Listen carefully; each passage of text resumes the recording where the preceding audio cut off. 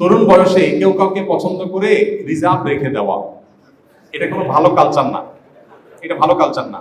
আমাদের সমাজে এটাকে বলে এঙ্গেজমেন্ট। আংটি একটা পরায়া ওটা দখল করে রেখে দিলাম।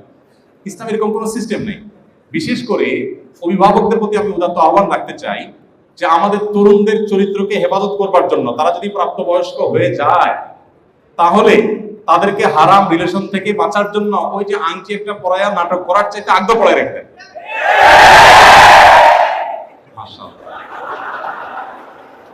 খুব পক্ষের ওয়াজ হয়ে গেছে না? খুব খুশি, মাশাআল্লাহ। ঠিক আছে, এই বয়সে বিয়ে শাদীর কথা শুনলে আমরাও এরকম খুশি হইতাম, সবাই খুশি হয়। যাই হোক, আল্লাহ তাআলা আপনাদের সবাইকে সুখী করুন। হাসির কথা না, কথা সিরিয়াস। মুরব্বী যারা আছেন, অনেক সময় দেখা যায় যে ঠিক আছে আলাপ আলোচনা হয়ে থাকে দুই পক্ষের।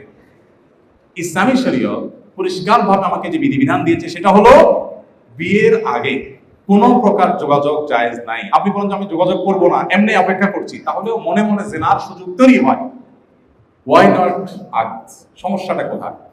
আক্ত হয়ে ছেলে ছেলের মতো মেয়ের মতো থাকুক। ওরা যদি হারাম রিলেশন করে বছরকে বছর ঝুলে থাকতে পারে তাহলে আক্ত হয়ে ঝুলে থাকতে সমস্যাটা কোথায়? সম্পর্কটা হালাল হয়ে গেল। এইটা যদি অভিভাবকরা একটু তাদের সদয় দৃষ্টি দেন তাহলে সহজ। আমি সবসময় একটা কথা বলি মুরব্বীদেরকে বিশেষ করে, যে আপনারা যারা মুরব্বীরা 25 বছর বয়সে আপনাদের বাপ আপনাদেরকে বিয়ে করাইছে, আপনার উচিত আপনার ছেলেকে 20 বছর বয়সে বিয়ে করানো। কারণ কি? কারণ আপনার সময় Facebook, YouTube, mobile phone, smartphone, Android phone এগুলো ছিল না। আপনার ছেলের সামনে এই সমস্ত চ্যালেঞ্জ সামনে আসে।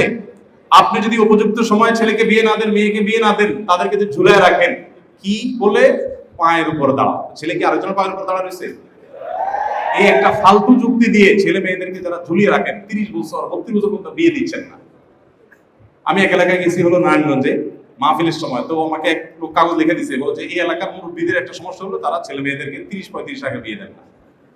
তেমন এরকম এলাকাও আছে। এই প্রবণতাটা এই টাইপের খুবই গর্হিত একটা কাজ। মনে রাখবেন মুরব্বীরা, ছেলে মেয়ে যত অপকর্ম করবে এই সবগুলোর দায় ছেলে মেয়ে তো ভোগ করবেই, আপনাকেও বহন করতে হবে তারা যদি অন্যায় কাজ করে। সময়টা খুবই চ্যালেঞ্জিং, তাদের চরিত্র রক্ষা করা কঠিন। আপনি যদি এই আমলে থাকতেন, আপনি যদি আপনার ওই আমলে 25 বছর বয়সে বিয়ে করেছেন, এই ফিতনা যদি আপনার আমলে থাকতো তো আপনি 15 বছর বয়স থেকে বিয়ের জন্য বলাবলি শুরু করতেন। আমাদের এখন তরুণদের যে সমস্যাটা, এটা মুরব্বীদের বোঝা উচিত। আমি সবসময় বলি লেট ম্যারেজের যে একটা ট্র্যাডিশন, একটা ফ্যাশন, একটা স্টাইল শুরু হয়েছে, এই স্টাইলটা যে কত ভয়াবহ সেটা আপনি সমাজের চতুর্দিকে তাকালে দেখবেন। ডাক্তারদের কাছে বন্ধা রোগীদের যে সিরিয়াল আপনি কল্পনাও করতে পারবেন না। কারণ সময় যখন চলে যায় তখন মানুষ আসলে চাইলেও অনেক কিছু আর পায় না। সো সময় থাকতে সেটি হওয়া উচিত। কোনো হারাম রিলেশন নয়। এই যে ঝুলিয়ে রাখার ব্যাপারটা, এটা শরীয়ত দৃষ্টি কিন্তু কোনো ভালো কিছু না। একজন রাজনকে চয়েস করে বলুন আমরা কোনো যোগাযোগ রাখছি না, ঝুলিয়ে রাখতেছি, তো ঝুলে রাখার দরকারটা কি? বিয়ের সাথে বিষয়টাকে ইজি করেন। এই মেয়ে ছাড়া দুনিয়াতে আরো বহুত মেয়ে আছে, এই ছেলে ছাড়া দুনিয়াতে আরো বহুত ছেলে আছে। অনেকে আমাদের কাছে প্রশ্ন দেয়, হুজুর নির্দিষ্ট ছেলেকে নির্দিষ্ট মেয়েকে পাওয়ার জন্য আল্লাহর কাছে দোয়া করা যাবে কি? আমরা বলি যে না, এটা একটা ভুল দোয়া। আমি কিভাবে নিশ্চিত হলাম যে আল্লাহ এই ছেলেটা পাইলে আমি সুখী হব, এই মেয়েটা পাইলে আমি সুখী হব? কিভাবে নিশ্চিত হলাম? আমি যাকে সুখী হব মনে করছি, দোয়া করছি, হতে পারে তার পেয়ে আমার দৌড়ের উপরে থাকা লাগবে, হতে পারে না? আমি মনে করছি যে একে পাইলে আমি রাবেয়া বসরি পেয়ে যাবো, হয়তো এর পাওয়ার পর আমি ডাইনি পেয়ে গেলাম, হতে পারে না? এই জন্য দোয়ার নিয়ম হলো আল্লাহকে বাইন্ডিংস দিয়ে, আল্লাহ তাআলাকে প্রজেক্ট দিয়ে দিবেন, আল্লাহ এই যে ফাইল দিলাম প্রজেক্ট, এটা পাস করে দেন। এটা দোয়ার সিস্টেম না। দোয়ার সিস্টেম হলো এই জন্য দেখেন নবী করিম সাল্লাল্লাহু আলাইহি ওয়াসাল্লাম জীবনে একবারের জন্য কোথাও এরকম বলেন নাই আল্লাহুম্মা ইন্নী আসআলুকা কাসরাতাল আমওয়ালি ওয়াল আরাদি, আল্লাহ অনেক পয়সা করে দাও আল্লাহ, কখনো বলেন? কি বলছেন? আল্লাহুম্মা ইন্নী আসআলুকাল আফিয়া, আল্লাহ আপনার কাছে সুখ চাই, সুস্থতা চাই, সমৃদ্ধি চাই। সমৃদ্ধি সুখ আপনি কত টাকা দিয়ে দিবেন না বিনা টাকা দিবেন সেটা আপনার ব্যাপার। কিন্তু আমাদের বেশিরভাগ লোক হলো আল্লাহকে আমরা একটা প্রজেক্ট দিয়ে দিই, বলে আল্লাহ লাখ 10 টাকা হইলে হবে, আমি আর চাই একটা বাইক কিনবো, কিছু টুকটাক ব্যবসা করবো, বাস। সুখ হবে না অসুখ হবে সেটা আল্লাহ আমি বুঝবো, তুমি লাখ 10 দাও। এটা আল্লাহর সাথে আমাদের এরকম এই টাইপের মানসিকতা। ঠিক একই রকম যারা মনে করেন আল্লাহ অমুক ছেলে অমুক মেয়েকে আমার পছন্দ হচ্ছে, তুমি যেভাবে হোক আমাকে দিয়ে দাও, আপনি কিভাবে শিওর হলেন যে ওখানে সুখ শান্তি হবে? এই জন্য নিয়ম হলো দোয়ার, আল্লাহ আমাকে ভালো জীবন সঙ্গী মিলাও, কোথায় আছিস আমি জানি না, তুমি ব্যবস্থা করো। রব্বানা হাব লানা মিন আজওয়াজিনা ওয়া যুররিয়াতিনা কুররাতা আয়ুন ওয়াজআলনা লিল মুত্তাকিনা ইমামা। আমার বুঝজ্ঞান হয়েছে থেকে নিয়ে আলহামদুলিল্লাহ এই দোয়া কখনো আমি ছাড়ি নাই। আল্লাহ তাআলা আমার মনে হয় যে এই দোয়া আল্লাহ কবুল করেছেন আলহামদুলিল্লাহ। অতএব আপনারা সেই দোয়া বেশি বেশি করবেন ইনশাআল্লাহ। অতএব ডানে বামে এই ধরনের এই তথাকথিত এঙ্গেজমেন্ট, ঝুলিয়ে রাখা, ঝুলে থাকা, এটা আরেক নতুন ফিতনা বাইর হয়েছে। দিনী ভাই দিনী বোন দোনোজন প্র্যাকটিসিং, নামাজ পড়ে, হিজাব করে, পর্দা করে, হালাল রিলেশন। কি হালাল রিলেশন? না কোনো যোগাযোগ নাই, কিছু নাই, শুধু মেসেজ আদান প্রদান, শুধু চিঠি, হ্যাঁ হাই হ্যালো, এতটুকু।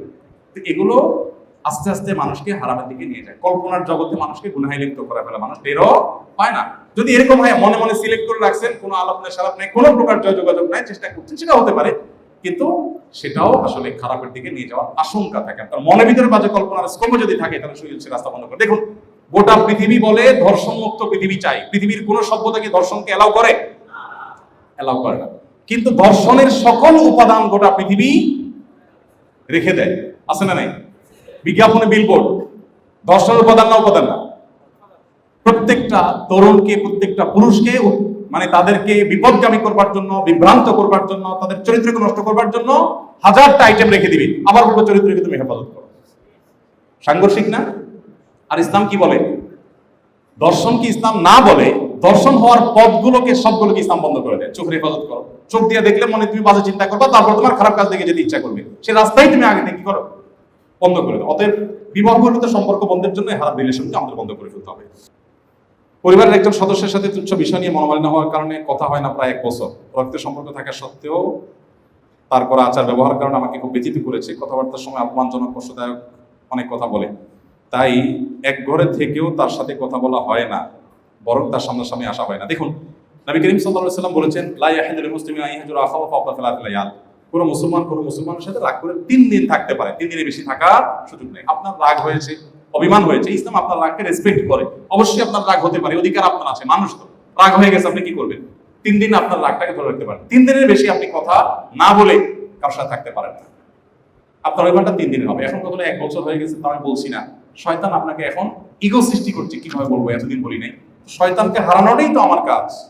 আরে এই কুস্তি তো হয় আমার ভর কি, কবি ও দাবালে কবি তু দাবালে। শয়তানের সাথে এই লড়াই তো সারা জীবনের লড়াই।